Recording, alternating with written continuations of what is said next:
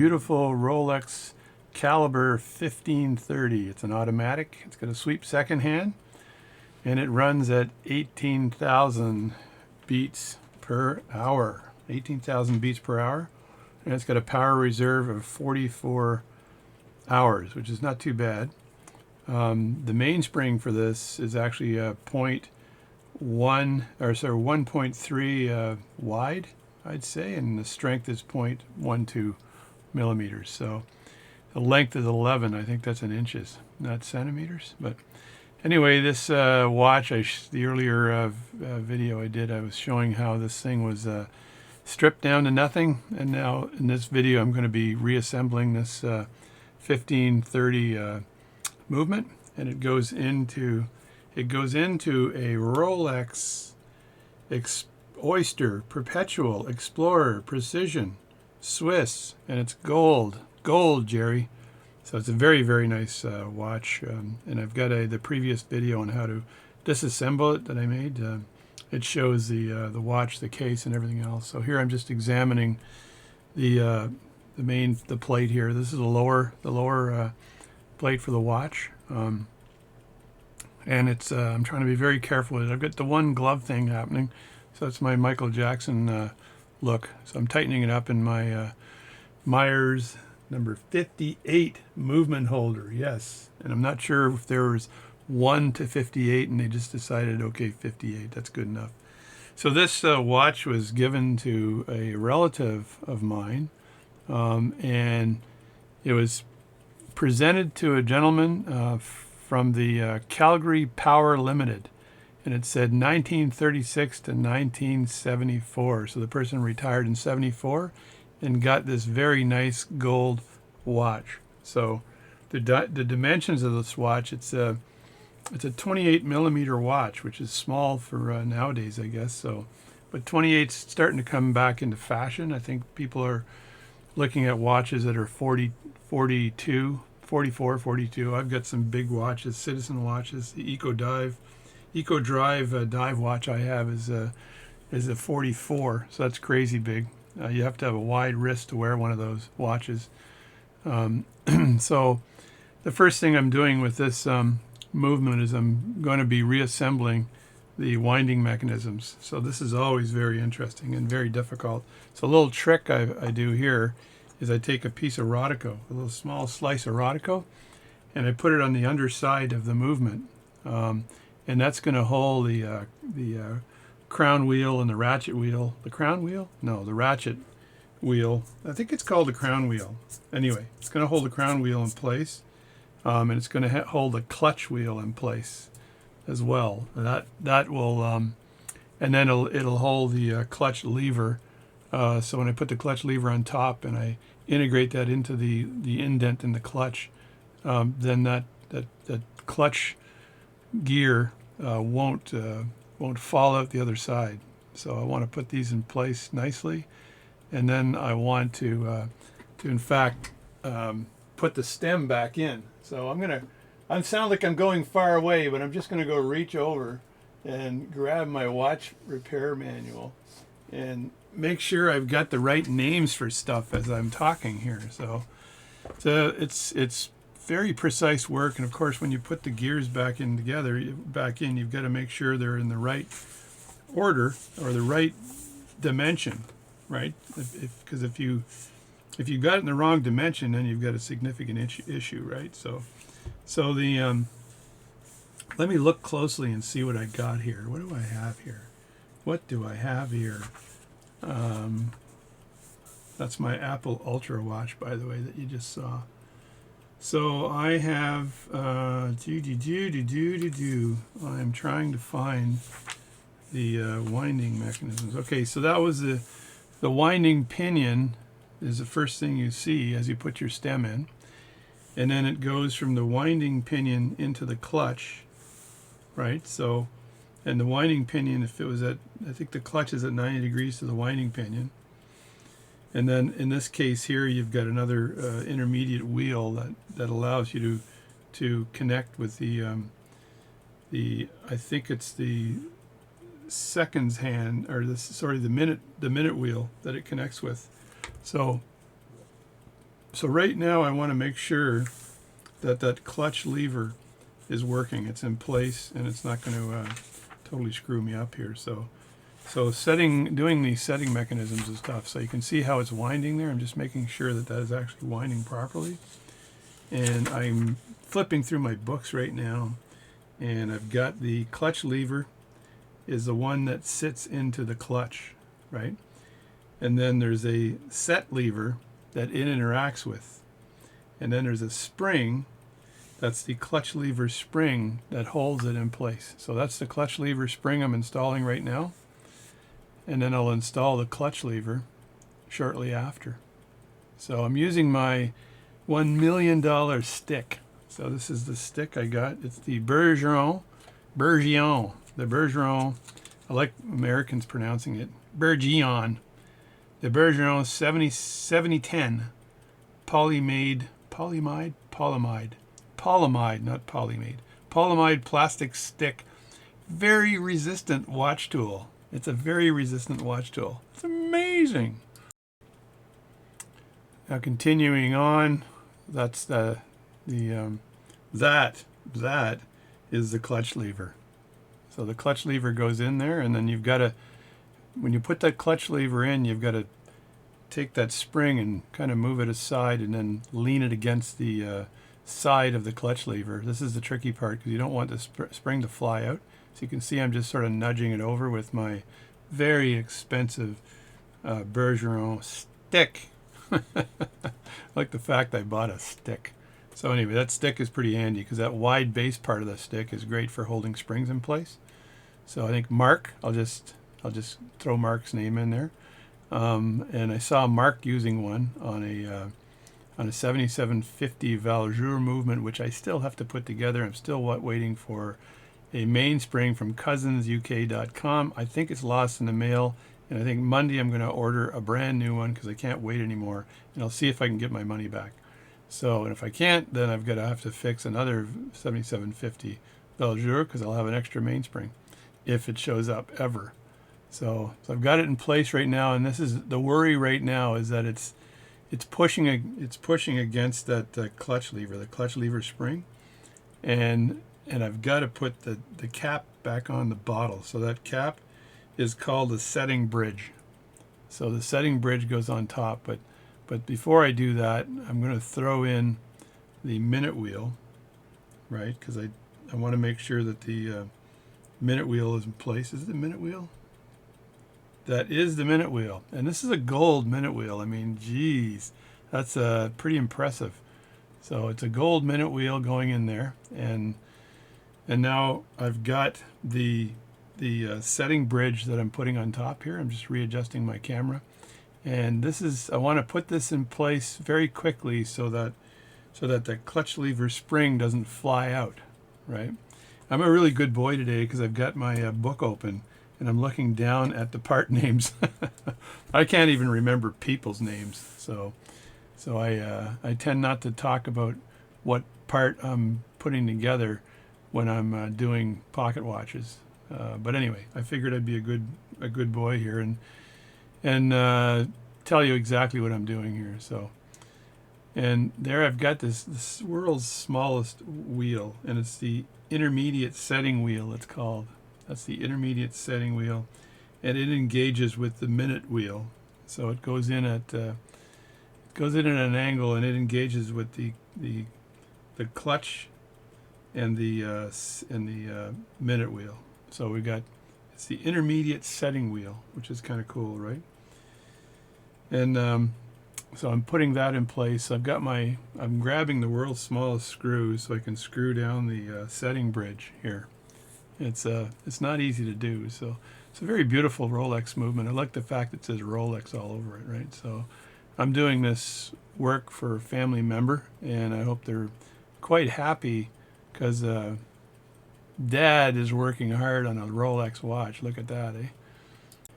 I don't usually do dub overs on my videos. I've seen other people do it, but I kind of like doing it because it allows you to work quietly while you're doing this work, and I had a Shelly radio playing in the background, which is kind of nice. Now, when I'm working on pocket watches, I don't do this, so I'm getting that screw in place. I did realize that one of my screwdrivers was magnetic, which kind of pissed me off. And it was my yellow screwdriver that was magnetic. I just won't bother referencing the size of the screwdrivers, but see, I'm tightening that up right now, and now I'm relaxing because I'm like, okay, see that? Oh, my hands are all shaky. So the clutch lever spring cannot fly out now, and it's providing enough pressure on the actual clutch lever. And I'll demonstrate that in a few minutes, and you'll see that how that all fits together. So now I'm putting in the second screw. I did notice as I was putting the second screw in that the hole was not lined up perfectly, and that's because of the pawl that pushes against the clutch lever is causing it to move over ever so slightly, right? So because I tucked that pawl in, if I look at that, I think it's a PAWL is the term. So I'm screwing that in. I got my guitar fingernails. I got to trim these down because I use them for guitar string plucking. As you've seen in my videos, I play a bit of guitar, and you need the fingernails to actually grab those strings. So depending on what style you're playing, of course. I got a pick, playing Stevie Ray Vaughan. I don't need these frickin' fingernails. But anyway, so I'm tightening things up here because you cannot. Usually I leave it loose until I have the part in place, and then I tighten it. So now I'm testing this to see if it's actually going to work, right? And I notice that the stem is coming out. See, it winds nicely, but in order to tighten it properly, you've got to go in the bottom of the set lever, and then you have to actually make sure the set lever is in place. So right now, I'm taking the set lever and I'm pushing it into the indent of the clutch lever to make sure that it in fact works. And then there's a screw in the back end of this movement, and that screw, as you tighten it down, it moves the set lever inward, which allows you to pull outward because it grabs the indent on the stem. So I'm taking the movement out right now, and everything is in place, won't fall out or anything. And I'm getting rid of the Rodico in the back end because I don't need it anymore. And I'm tightening that screw. So that's the screw that adjusts the set lever. Likely called the set lever screw. I'll bet you any money. So the set lever screw does that, and then I've got the ability now. If I pull it out and pull it back, you'll see the movement move. So I do a close-up of that. I have to move that pawl upward though. Is that attached properly? No, it needs to be pushed upward because it's not inside the indent, it needs to be in. So I'm going to just apply a little pressure on there. There we go. Now it's slid into place, and later on you'll see me oil those parts. So wherever there's two parts that are connecting and there's friction, I use some Mobius oil on that, and it depends on how much friction there is to what type of Mobius oil. So now I'm tightening up the set lever screw in the back, and now it's actually tightened up, and now there's a what do you want to call it? It's kind of an indent in the stem that screw grabs. So that's what I did earlier. I took out the screw. So watch this. So there you go, and it goes back and forth. So I'm showing you this up close. There it is. Now it's for setting the watch. It's moving the minute wheel, and this is for winding the watch. And later on, there'll be the clutch on top. It'll be windable later on. When you pull out and you just see everything move, then it's actually interacting with the mainspring barrel. So it's interacting with the upper crown wheel, and the upper crown wheel is interacting with the ratchet wheel, which is just above the mainspring. So, and that's that mainspring that I'm having a hard time finding. So as you saw, that you'll see later on in the video, it's pretty interesting because I try to take that mainspring and wind it up, and the leaf part where it spreads out as an automatic mainspring gets damaged. But I was going to replace it anyway because it's an older mainspring. It's been in there probably forever, and you want to replace the mainspring of the watch to give it good power. So here I've lubricated some of the pivots or pinions or whatever you want to call them. Not pinions. They're knobby doohickeys that are on the top of the watch. So, and I'm spinning that around nicely so that the lubrication spreads. And then I'll take my Rodico and I'll remove excess lubrication because it'll find its way into other places if you don't remove that. So you got to do that and clean it up nicely. Now I was looking at this watch movement and I'm trying to figure out how to rebuild it and what to do first. And I know I've got pictures on my iPhone that I usually take when I disassemble. I was also taking the disassembly video and producing it to reverse it in case I actually needed to see anything specific that I did when I disassembled the watch, right? So very funny. I may put it on for a brief laugh because it's I had to actually produce the audio backwards and I sound like I sound Klingon, very Klingon. So I've decided to put back the pallet fork here and the balance cock for the pallet, or the pallet fork cock, and it's called that because it has one screw and it comes over the top. It would be called a bridge if it has two screws and the pallet fork's in the middle. So it goes in, and I'm looking at which way does this go in, and I'm looking at the mouth of the pallet fork where the impulse jewel enters, and the guard pin, it's called. There's a very small pin in the middle of that mouth called a guard pin. And this ensures that guard pin goes into an indent in the roller, in the watch roller, and it ensures that that pallet fork stays either banked left or banked right when the balance is swung clockwise or counterclockwise. You want the pallet fork to stay on it, the side it's supposed to stay on, and not accidentally flip over, because if it flips over, then the impulse jewel hits the side of the mouth and won't go through. So it's not called overbanking, it's just called a screwed up watch. So you be very careful when you put that together and do that. And that's what I did. So here we go. So I'm trying to figure out from that picture you're seeing which way that guard pin goes. I've adjusted guard pins before on pocket watches and I've also adjusted roller tables to fit the guard pin properly. So when I had to replace a roller table with another one, very difficult. Just a note, if you're putting a roller table on a balance staff and it's too loose, because that when you're carving or when you're making a new balance staff, it's very easy to carve off too much material on the balance staff. You just kind of get keen. You go, well, I'm getting that roller table is sliding on when it's on the lathe. It's sliding on the staff more and more and more. And you're like, maybe I'll take off just a little bit more material. And all of a sudden, bam, the staff is ruined because the roller table is not tight on there. So, and I've seen morons. I shouldn't use that. He's a moron. I've seen people use glue to glue that roller table on, but the proper way to fix that, if the roller table hole is too big, there's a stake in your staking set that looks like a star, and that stake, you can punch that hole. It's four arms to the star, or four pieces or whatever to the star. You punch it and then you turn it so that now you have 8 indents on that hole, and that'll actually close the hole of the roller table. You got to do it very carefully because you could crack the roller table. So you just tap it lightly. So that's actually how you fix that. So now I'm putting the cock back on for the whatever it's called, the pallet fork. And when I do this, I do it very lightly. And the reason is I don't want to tighten it down until I'm absolutely sure the pivots are showing through on both sides. So I'm holding the part down right now, and I'm just checking that I still have movement of the pallet fork. And then what I'm going to do is go back, flip this watch around, and look to see if I see the pivot on the other side as well. So if I don't see the pivot, then that pivot's riding on the edge of the jewel and it's not in place.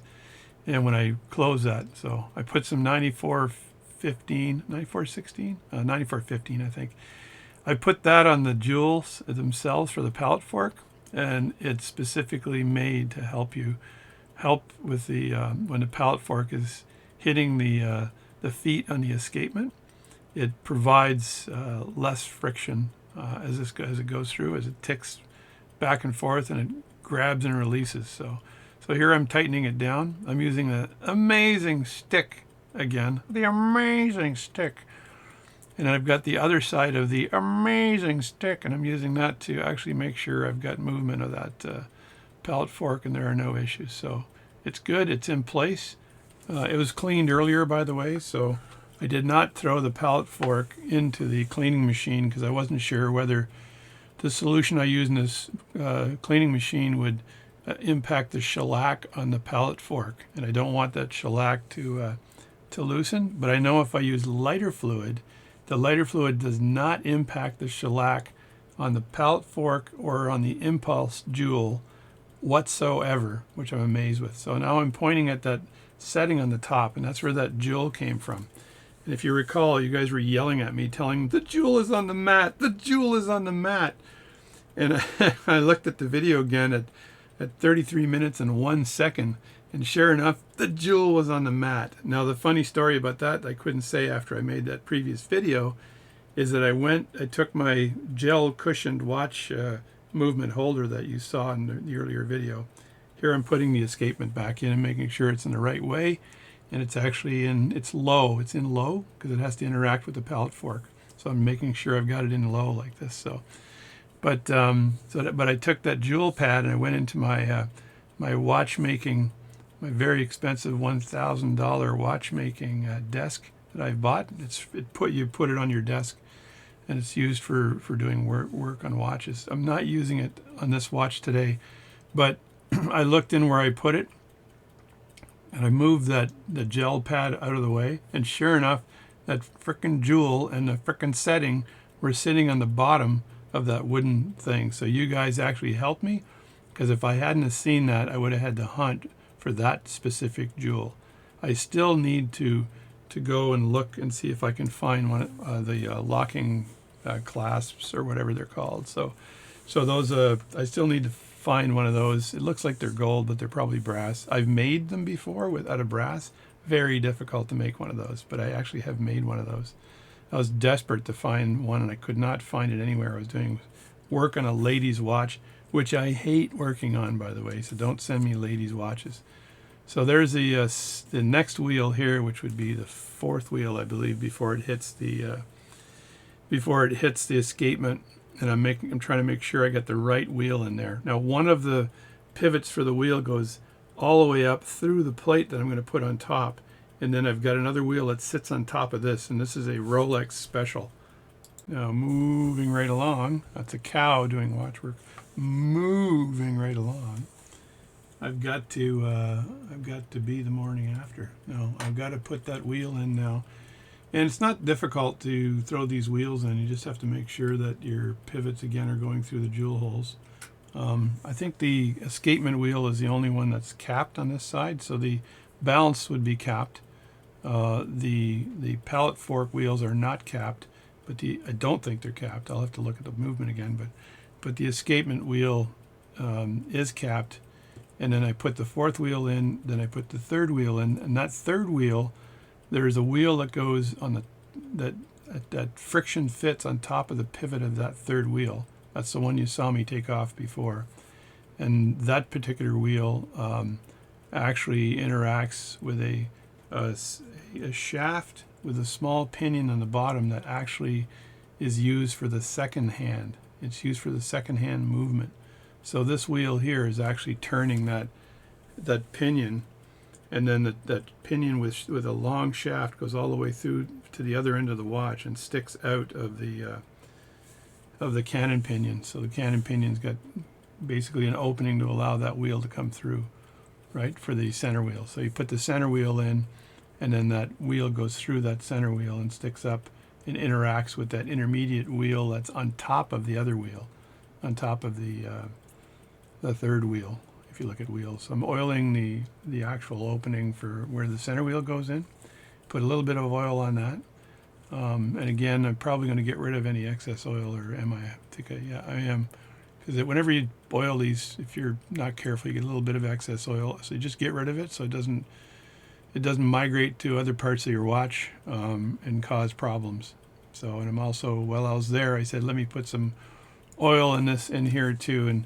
And here I'm using a thicker oil. Let me leaning back here to look at my oils, and I'm using the HP 1300. So it's HP 1300 or Mobius 9104. That's the oil I'm using. It's red, Mobius 9104, and 9010 is what I use on the escapement and the balance, upper and lower balance pivots. So here I'm putting the center wheel in place like this, and really what I want to do is cap this off so those wheels are in place. And I know there's a bridge I've got to put across here, and I screw that bridge down, but I also understand that that bridge has to be loosened again to get that barrel in when I get the mainspring for this watch and place the mainspring in the barrel and then slide the barrel into place. So I can only do part of this job because I do have to put together other parts of the watch that are not puttable together right now. There's some English for you. So, because I know that I have the upper crown wheel is on the plate, and the plate itself is called the barrel bridge. So, and I can't put the barrel bridge back on because of the fact that I've got to put that mainspring in. So here's the mainspring for the watch. This is the old mainspring.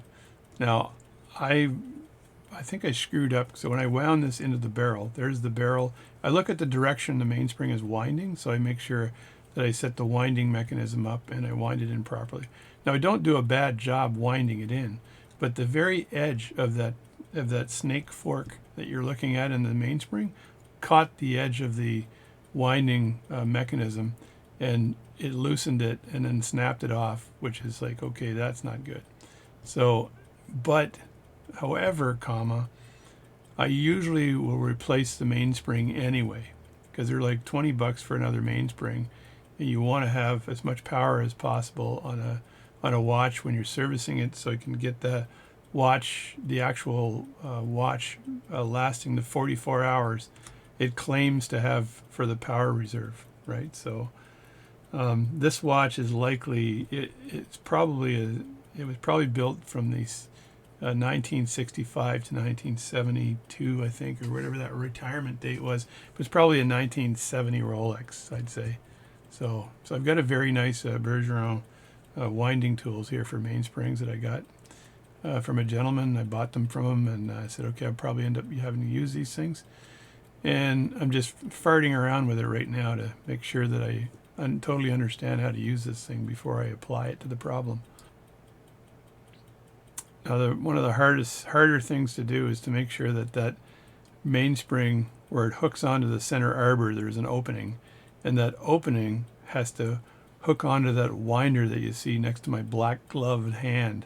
So it has to be in there nicely and snugged in, or it won't work properly. So, and I've had that problem before where you manually have to put it onto the winder itself to make sure there's a tab on the inside of that winder, and it'll only wind one way. So you actually have to get clockwise and counterclockwise winders. So this is a clockwise winder, because you'll see when I turn it that it turns clockwise, and it just depends on the way the mainspring will go in the barrel.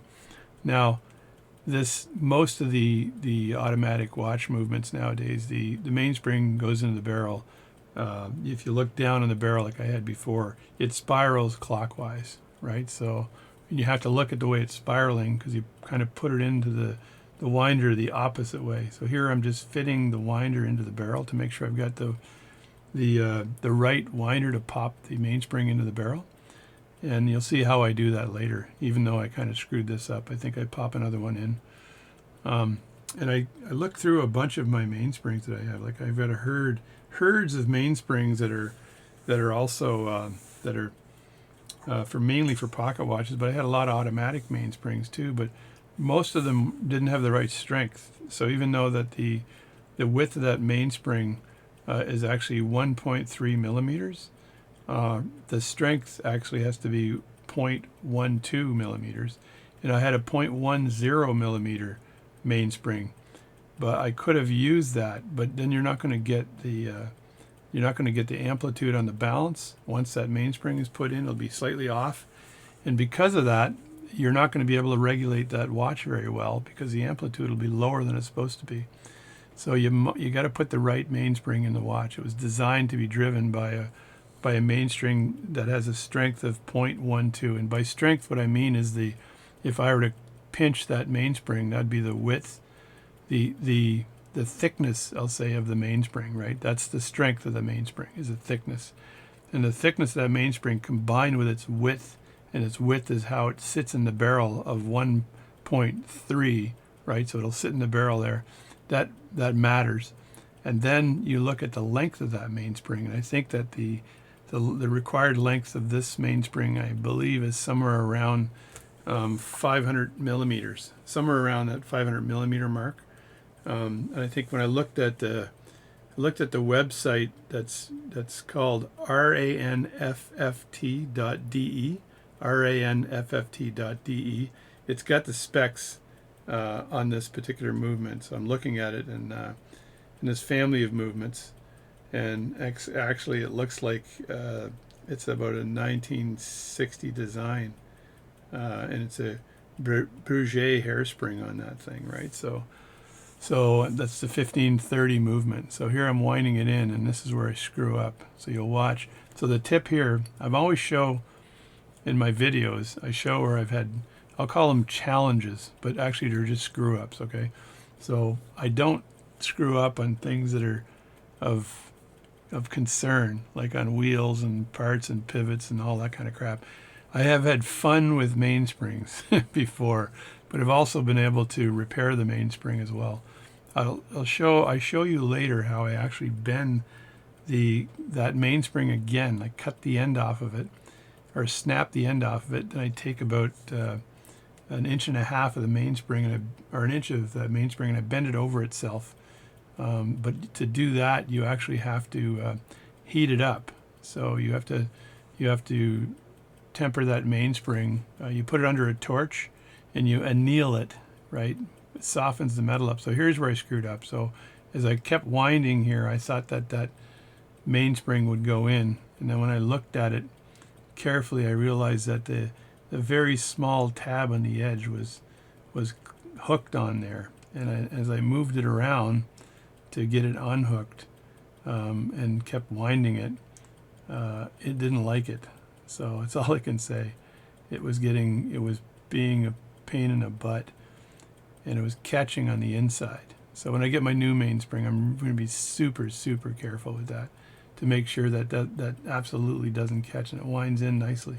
And here it caught, and after it caught, it had also loosened the weld already. And there it fell off right now, and now I'm really pissed off. There's my pissed off hand motion, because I thought I had a solution now. What I would have done is put this watch together and seen if it was going to work again, and then I would have replaced the mainspring again anyway, right? Because I would have just taken the bridge off and got to that mainspring again and then replaced it, and all good, right? But I was pissed off. So when that happened, I thought, oh, I wonder if I can fix something or do something with this mainspring. Now, I did this all yesterday, and to people watching a YouTube video, yesterday doesn't mean anything, probably. So there I took thumbs down because that little automatic part of the mainspring is not in. And that little snake fork rubs against the barrel wall, and you put barrel wall grease on there to make sure that it has enough friction. As you wind the watch, it slides. So I'm going to tell you what the barrel wall grease is. It is 8213. So it's natural grease, 8213. And that works exceptionally well on the barrel wall for automatic watches. So there might be other grease people use out there. So here I'm looking at the bridge, right? I was with every intent to put that bridge back on, and hopefully once the bridge was on, everything would be good to go. But I know that putting the bridge back on is going to cause it would cause me to have to loosen it again anyway to actually get access to that barrel, right? So, and to date, what I've done with this watch, I've stripped it down completely. I put it in my Pearl cleaning machine that I've got a video on, I think. where I go through the wash cycle. I did about 20 minutes on the wash cycle, and then about 10 minutes on each rinse cycle. There's 2 rinse cycles, and I did about 10 to 15, I think, minutes on each rinse cycle. And then at the final rinse cycle, you turn the heater on, and then the whole cage goes down into the heating tube, and you heat it. You spin that around very slowly for about 10 minutes, then take it out, and then let the whole thing air out. I usually spin it outside of the heating tube to cool it down, and then I take it to my Frankenstein lab and work on it there. So here I'm looking at the barrel width and looking at the barrel to see if I could actually snug that barrel in without taking the bridge off later. And I'm realizing, nope, that barrel will not slide in, which is kind of a pain in the butt. You'd think Rolex would have designed it to be able to replace mainsprings a lot easier than having to strip everything down. But when you send a watch to Rolex, their experts do an amazing job on the watch, right, to bring it back to new. And so the expectation is that they're not going to just replace the mainspring on the barrel like they used to do on pocket watches when it breaks. They're going to actually strip that watch down kind of like I did, and if not better. I'm using my stick again to get that screw in place, so I can just lightly put the bridge on. So I wanted to put that bridge down so at least I know the wheels are safe. They're in place and they're safe because I've got that main bridge down on top of all of the wheels. So, and if you're looking at wheels and numbering wheels, the first wheel is the mainspring, right? So the mainspring barrel is the first wheel. The second wheel is the center wheel, and then the third wheel is an intermediate wheel, and the fourth wheel is usually the wheel with the seconds hand right on it. And then if you want to call the fifth one a wheel, it's the escapement. So now I'm looking at everything to see if it's all snugged in there, because I'm not going to be able to do anything more. So right now what I'm doing is I'm taking my screwdriver very carefully, putting the blade in between the teeth, and I want to see whether the pallet fork moves. That's why I did that. And if it doesn't move, that means the escapement is not in the jewel hole. So it's all being put in very, very lightly. So I did that. I realized that pallet fork wasn't moving, which means the escapement wasn't moving. So I thought, okay, let me look at where the escapement is. Is it in fact in its proper jewel hole? Even though I don't have to worry too much about tightening it down, because the screws on the other side actually go on once I put the winding mechanism on the top. So now I'm testing that again, and you can see that that's working. And the pallet fork will rattle back and forth as I put some pressure on the wheel. So I just put a little bit of pressure on the in between the teeth of the center wheel, but I'm talking very lightly, okay? So you don't want to bend a tooth or anything foolish like that. So I take my screwdriver here and I just very lightly put a little bit of pressure, and you'll see there the pallet fork, it's jumping back and forth, which is exactly what you want, because that's what it's going to do with the impulse jewel, right? So now I'm doing some experimentation. So I bought this very nice holder, the green monster that's on the bottom. So that's a vise to hold anything, but I use it in this case. I'm using it to hold the micrometer, and then I've got the mainspring. So I really want to see what this mainspring, the diameters and depth and everything else of this mainspring are. So when I order another one, I've got the exact right mainspring. Now you can give me a mainspring for a 1530 Rolex 1530 movement, and you end up getting the mainspring and it's too wide, it doesn't fit into the barrel, or it's not strong enough. The strength, which is the thickness of that mainspring, it's just not strong enough or something. So you put it in your micrometer and squeeze that baby, and here it says 0.128, so you could say 0.13 or 0.12. And when I looked it up on the RANF website here, it was actually 0.12 millimeters was the strength of that mainspring, which is kind of cool. So I wrote down the value to continue the measurement. So the next measurement I need to take is the actual width of the mainspring, and that should be around 1.3 is what the books say. And look at that, right on the money, honey. 1.3, so it's perfect. So So now I know the dimensions of the mainspring. You can measure it. You can take a string and run it along the side of the mainspring, and then run the string along the side of a ruler to see how long it is. And it's supposed to be 11, I believe 11 inches is what the length is. I'd have to take my iPhone and do some math on that to see what that is in millimeters, but it's, I think, around 500 millimeters. But the mainspring, the world of mainsprings, says inches instead of millimeters in some instances. So, and that's the 1530 mainspring. So I just measured twice and cut once. So in this case here, I measured it again to see whether I'm screwed up or not, whether I get the right measurement or not, right? So, and that's the, I know it's the right caliber, or caliper, whatever you call it. So it's the 70, no, what did I say? I didn't say anything.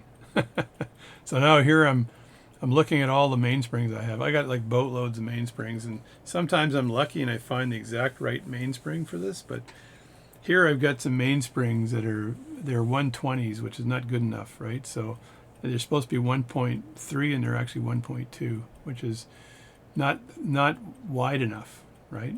So I do find a 1.3, but the strength isn't good enough. And I tested it out, and these mainsprings, I believe these mainsprings were not for automatic watches. They're for manual wind watches, because they've got, on the very end, the end piece is a slot that hooks into the barrel on the edge of the barrel. So it's not meant for an automatic watch, even though I was trying, because I did burn one of these mainsprings, the other mainspring, to burn it, to flip it over to see if I could use it, but it didn't work. So it's, and what I did there, how I screwed that up is that as I was wrapping the mainspring around the arbor inside the barrel, it wasn't tight enough.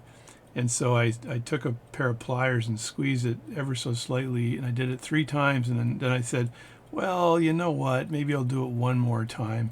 I did it one more time and I broke it. And I was like, oh, okay, I've done that before. So there is a tool you can use for shaping the mainspring on the inside so it wraps around the arbor. I've been 99% successful in just squeezing the mainspring around the arbor. So here you see the bend I made. So I took my torch and I torched that end, I bent it, and then I torched it again and I bent it, and I torched it again and I bent it, and I wait till it got red hot. So I'm annealing it. And then I said, well, maybe I can just try this out and put that in the watch and see if it will work. So I did that, and then I took this tab. I didn't want to screw this up like I did last time, so I made sure that secondary tab was tucked in to the hole of the mainspring winder so that it wouldn't screw up. So I used my fingernail there, a handy dandy guitar fingernail, to tuck that in. And so once it got tucked in, I pushed it a bit as I was winding it so it would find its way into the barrel. And that's for plucking it into the barrel, and there we go. So I'm bringing it in, and then it sucked it right into the barrel. And it's funny, it sucked it in, but as it spun around, it spit it out again, just a bit. So now I'm just making sure it's in position. And then you reverse the mainspring winder counterclockwise, so the small notch on the shaft of that mainspring winder will release that spring. So it's in the barrel now. This technique could have worked, right? If I really think about it, what I had done there, putting that wider part on the barrel, probably could have worked within the mainspring to provide enough outer friction so that the mainspring wouldn't slip as you wind it. So, but I also didn't put the grease inside because I knew I was going to do another, like, get a real mainspring for this particular movement and not fart around with that. I put a little bit of oil on the mainspring, even though nowadays you don't have to do that with the mainsprings they don't corrode, so you don't have that issue. But the 15, I just need to get the proper 1530 mainspring. I'm going to get it from Perrin up here in Canada, even though I can get it on eBay and all sorts of other places, because I want to get that mainspring. And I'm also looking for the mainspring for the 7750 Valjour so I can finish assembling that watch and testing it. So I'm looking at the mainspring right now off camera and seeing how it sits in there. and I realized that, hey, I think that arbor is a bit too fat. Maybe I'll squeeze it with my tweezers. So it's kind of funny when I do this because I know I'm going to screw it up. I just know it, right? So I get my pliers out. I'm looking at it really closely, and I squeeze it once. And I left this in here because it's a mainspring. It's not a dire component of the watch that I can't replace easily. And I was already going to buy another mainspring for it, and I got boatloads of mainsprings. There, I just got mad because I knew that I squeezed that just a bit too hard and screwed it up, and now I got to take it out. So there we go. I screwed that up. So now I'm just taking the watch apart and I'm putting it into the container so that when I'm finished, when I get that mainspring in the mail, I can actually put the rest of the watch back together again. So that wheel you just saw me put in is that wheel that sits on top, and that very fine arm that goes all the way through. I've got 2 containers for this watch right now because I've separated the parts and the screws so that they're all safe, because I'm very anal retentive when it comes to that. And I've got, there we go, I got ratchet wheels going in there, and then I've got other wheels. I'm not sure why I'm showing you on video how I put the wheels in, but that's that was a wheel that fits over the mainspring, and that's called the ratchet wheel. So I put the ratchet wheel in, and she's all ready to go, Jerry. She's all ready to go. Yeah, the upper crown wheel's already in there too. It's part of the plate, actually. I'm done, and I've reassembled the rotor, by the way. So I'm not sure if I put that on video, but I completely reassembled the rotor again because I completely disassembled the rotor. It was actually super easy to take that apart. No problems at all. So thanks for watching my channel. Thanks for watching my videos, and I'll see you next time.